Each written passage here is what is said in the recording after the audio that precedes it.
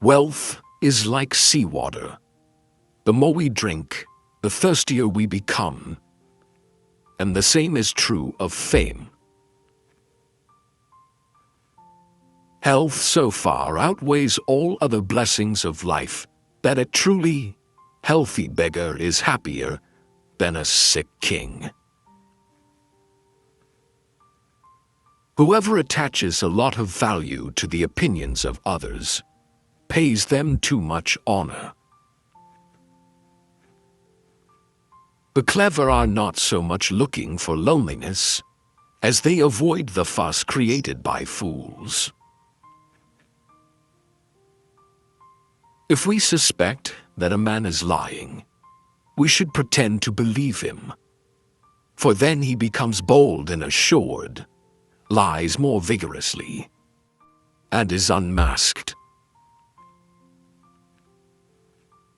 Wicked thoughts and worthless efforts gradually set their mark on the face, especially the eyes. You should be careful not to form a very favorable opinion about a person at first acquaintance.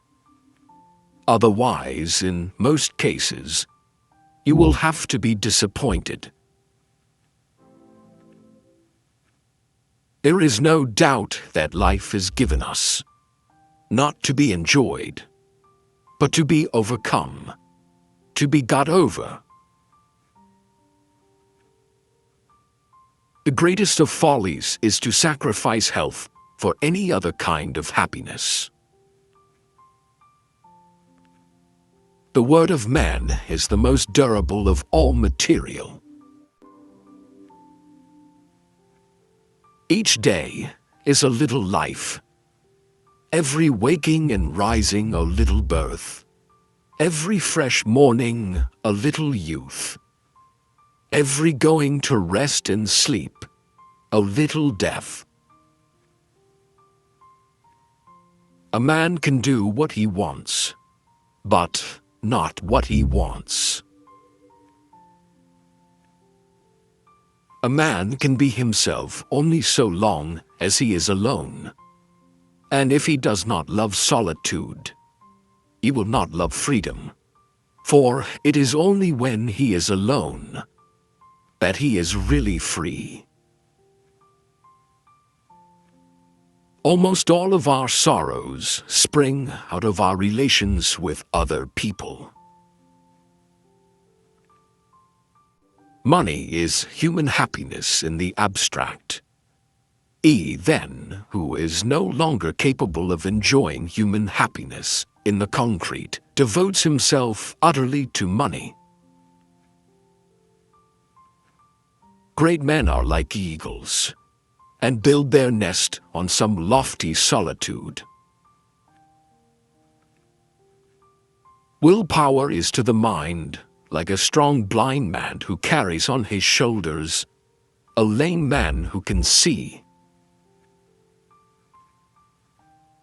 The first 40 years of life gives us the text. The next 30 supply the commentary on it.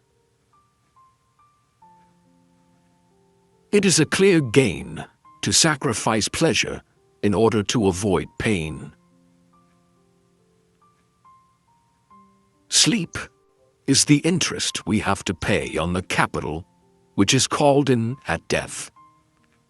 And the higher the rate of interest and more regularly it is paid, the further the date of redemption is postponed. It's the niceties that make the difference. Fate gives us the hand, and we play the cards. A man's face, as a rule, says more, and more interesting things than his mouth, for it is a compendium of everything his mouth will ever say. In that it is the monogram of all this man's thoughts and aspirations. It is difficult to find happiness within oneself, but it is impossible to find it anywhere else. A high degree of intellect tends to make a man unsocial, The young should early be trained to bear being left alone, for it is a source of happiness and peace of mind. Whoever violated trust once loses it forever. Happiness belongs to those who are sufficient unto themselves. For all external sources of happiness and pleasure are, by their very nature, highly uncertain, precarious, ephemeral, and subject to chance. It is better to find your mind in silence than in conversation.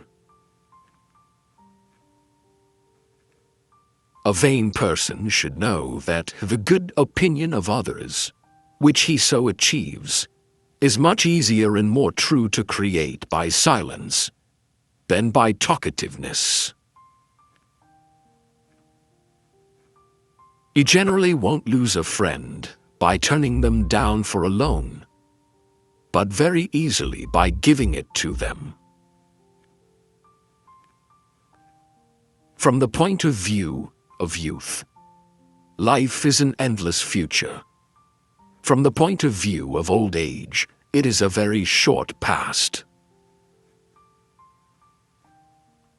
If we were not also interested in ourselves, life would be so uninteresting that none of us would be able to endure it. We can come to look upon the deaths of our enemies with as much regret as we feel for those of our friends.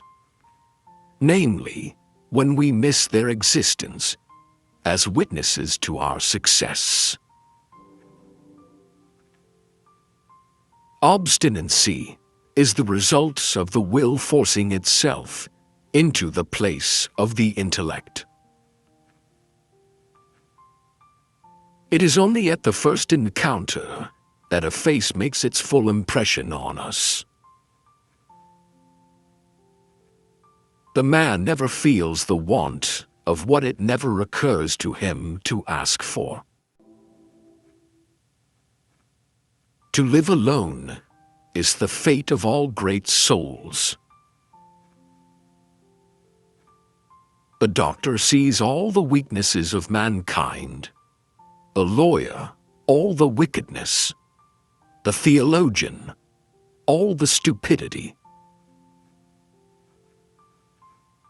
The two enemies of human happiness are pain and boredom. The more unintelligent a man is, the less mysterious existence seems to him. Politeness is to human nature what warmth is to wax. In our monogamous part of the world, to marry means to have one's rights and double one's duties. We forfeit 3/4 of ourselves in order to be like other people.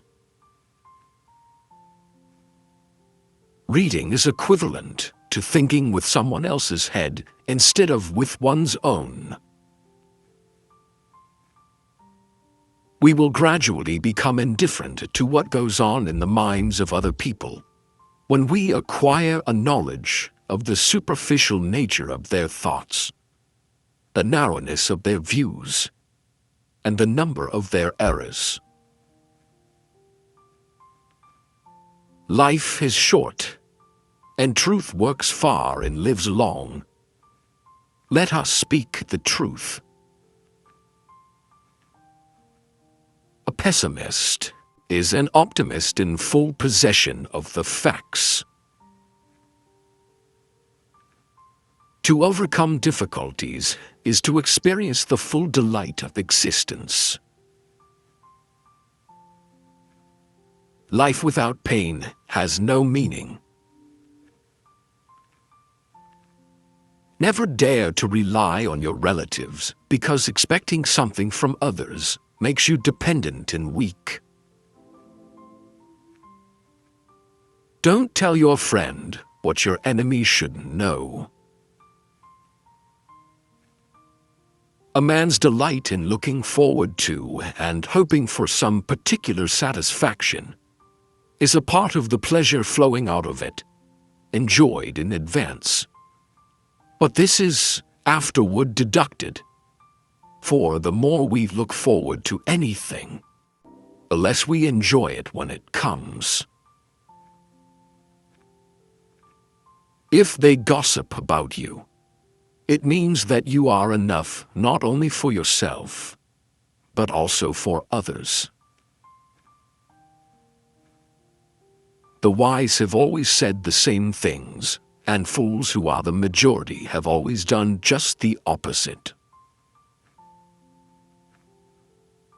I've never known any trouble than an hour's reading didn't assuage.